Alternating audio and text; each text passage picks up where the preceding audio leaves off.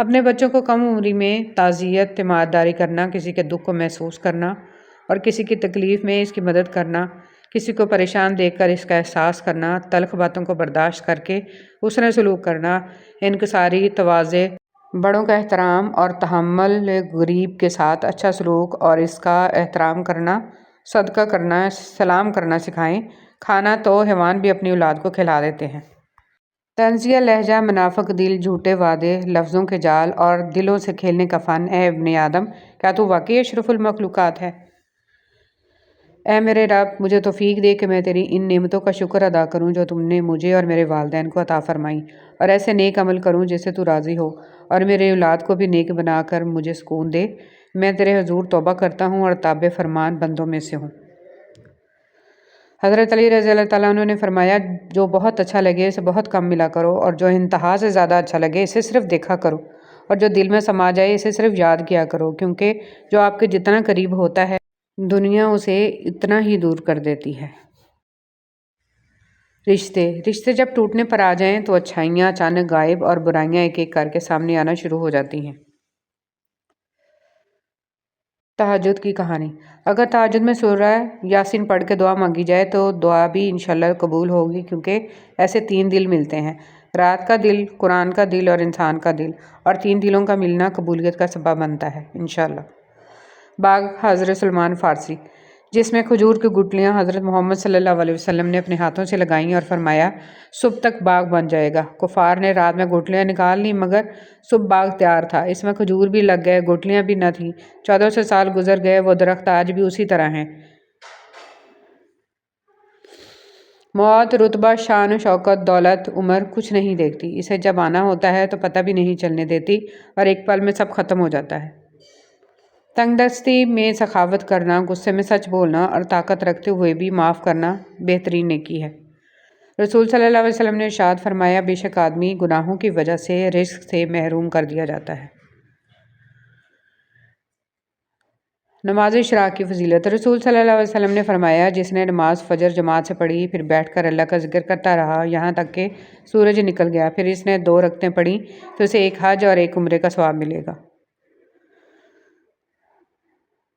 توبہ کا آنسو بھی کمال کا آنسو ہوتا ہے، گرتا یہ باہر ہے اور صفائی اندر کی کر دیتا ہے۔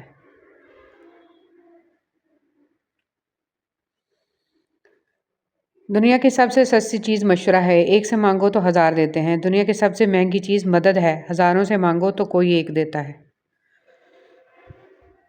ہر دفعہ آپ کو اپنا غم بانٹنے کے لیے کاندھا میسر نہیں ہوتا، لیکن سجدہ کرنے کے لیے زمین ہر وقت میسر ہے، اور آپ اپنا دکھ اپنے رب کریم سے ہر وقت بانٹ سکتے ہیں۔ یہ سہارا سب سہاروں سے بڑا سہارا ہے۔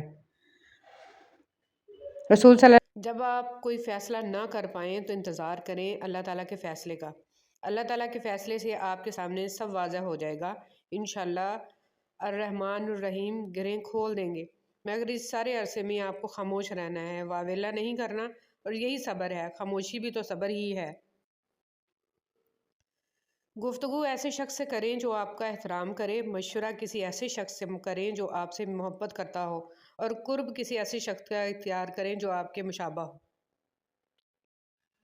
جب ہم اللہ کے ہو جاتے ہیں تو پھر اللہ تعالیٰ ہمارا خاص مددگار بن جاتا ہے، ہمارے اعضاء کی حفاظت کرتا ہے اور انہیں اپنی نافرمانی کے لیے استعمال نہیں ہونے دیتا، اور ہمارے دل کو ہر نعمت پر جو اس نے ہمیں عطا کی ہے راضی کر دیتا ہے۔ وہ ہمیں استغنا کی دولت سے مالا مال کر دیتا ہے۔ ہمارے پاس جو ہے اس پر ہم راضی اور خوش ہو جاتے ہیں۔ اللہ کے ہو کر تو دیکھو۔ دعا دینا سیکھیں، آگے بڑھ کر سہارا دینا سیکھیں، دوسروں کے غم کو محسوس کرنا سیکھیں، اپنی اس میں کو ختم کرنا سیکھیں۔ زندگی چند لمحوں کا کھیل ہے، اس میں مسکرانا اور دوسروں کے چہرے پر مسکراہٹ لانا سیکھیں، دوسروں کے ساتھ شفقت کرنا سیکھیں، فقط اللہ کی رضا کے لیے۔ سب انسان مردہ ہیں، زندہ وہ ہیں جو علم والے ہیں، سب علم والے سوئے ہوئے ہیں، بیدار وہ ہیں جو عمل والے ہیں، تمام عمل والے گھاٹے میں ہیں، فائدے میں وہ ہیں جو اخلاق والے ہیں، سب اخلاق والے خطرے میں ہیں، صرف وہ کامیاب ہیں جو تکبر سے پاک ہیں۔ عزت کا ایک قطرہ شہرت کے سمندر سے افضل ہے، کیونکہ مشہور تو ابلیس بھی تھا، لیکن عزت حضرت آدم علیہ السلام کی تھی۔ اپنی خواہشات پر کڑی نظر رکھو۔ بعض خواہشات کی پیروی ہمارے ایمان کو کھوکھلا کر دیتی ہے۔ ہم کب اور کتنا اپنے رب سے دور ہو چکے ہیں، ہمیں اس کا ادراک نہیں ہوتا۔ آپ کی زندگی میں بعض لوگ نعمت ہوتے ہیں اور بعض لوگ نصیحت ہیں۔ آپ نعمت کی حفاظت کیجیے اور نصیحت سے سبق حاصل کیجیے۔ جان لو کہ اللہ ہی کے ذکر سے دلوں کو اطمینان نصیب ہوتا ہے۔ مولانا روم رحمۃ اللہ علیہ فرماتے ہیں، اولیاء کرام کی صحبت میں گزارے ہوئے لمحات 100 سالہ بے ریا عبادت سے بھی بڑھ کر ہیں۔ جو اللہ تعالیٰ کی قربت کی تمنا اور آرزو رکھتا ہے، اسے چاہیے کہ صالحین کی صحبت اختیار کرے۔ انسان کہنے کو تو کتابوں کی طرح ہوتے ہیں، اچھے، برے، اعلیٰ اور گھٹیا، مگر یہ کتابوں سے زیادہ مشکل ہوتے ہیں، کیونکہ اکثر ان کے مضامین وہ نہیں ہوتے جو یہ اپنے بارے میں بتاتے ہیں۔ لوگ اچھا پڑھنے اور لکھنے والے کو قابل انسان سمجھتے ہیں، جبکہ حقیقت میں قابل انسان وہ ہے جو اچھا سوچے اور اچھا بولے اور اچھا کہے۔ سچے لوگوں کو غصہ جلدی آ جاتا ہے، منافق منہ پہ مسکراہٹ اور دل میں غصہ رکھتے ہیں۔ کچھ اپنوں پر احسان کر دو، کچھ غیروں پر احسان کرو، کچھ کو راہ پر لے آؤ تو کچھ کی راہوں سے پتھر ہٹا دو۔ کسی کا دن خوشگوار کر دو، کسی سے میٹھی بات کر لو، کسی کی کڑوی بات برداشت کر لو اور کسی کی بھوک کا انتظام کر دو۔ کوئی ایک نیکی ضرور کرو، دوسروں کے لیے جینا ہی زندگی کا اصل مقصد ہے۔ کرو مہربانی تم اہل زمیں پر، خدا مہرباں ہوگا عرش بری پر۔ چیزوں کی اہمیت نہیں ہوتی، وہ کبھی نہ کبھی مل ہی جاتی ہیں، لیکن کچھ رشتے بہت قیمتی ہوتے ہیں، اگر وہ کھو جائیں تو کبھی نہیں ملتے، نہ ہی ان کا کوئی نعم البدل ہوتا ہے۔ اس لیے رشتوں کی قدر کریں اور ان کی اہمیت کو پہچانیں۔ دنیا میں سب سے زیادہ لکھی جانے والی کتاب ہمارا نامہ اعمال ہے، اور روز قیامت سب سے زیادہ پڑھی جانے والی کتاب بھی ہمارا نامہ اعمال ہوگی۔